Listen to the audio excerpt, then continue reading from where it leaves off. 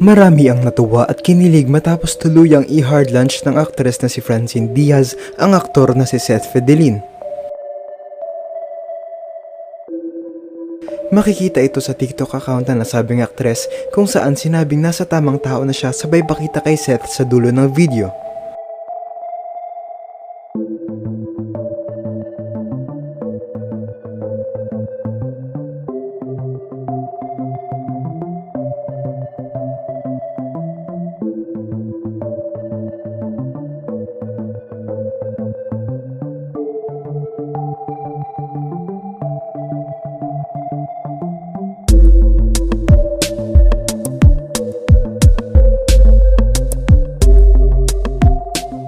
Inulan ito ng magagandang komento at maraming fans at fans ang sobrang kinilig sa pa-hard lunch na ito na malaking pahiwatig na sila na talaga.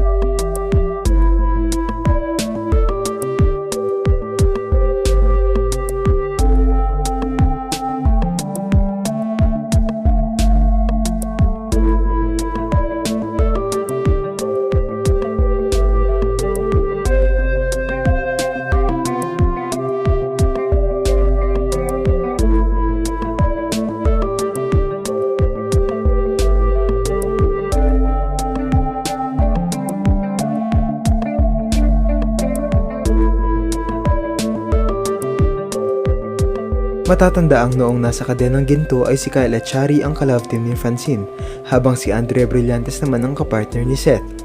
Pero dahil sa mga sunod-sunod na pangyayari tulad ng pagkakalink ni Kyle kay Chi Filomeno sa PBB at pag-amin ni Andrea ng relasyon noon kay Richie Rivero, sila Francine at Seth na ang pinagtambal at nabuo ang Francette. Maraming mga projects ang dumating sa kanila, lalo na ang isa sa mga talagang pumatok na serye na Dirty Linen. Ayon sa ibang netizens, para sa love team lamang ang pagpapakilig nila, pero marami ang nagsasabing hindi malabong totohanan ang feelings nila Seth at Francine sa isa't isa, lalo pa sa TikTok video na para bang may kumpirmasyon na talaga sa totoong namamagitan sa kanila. Ano ang masasabi nyo rito?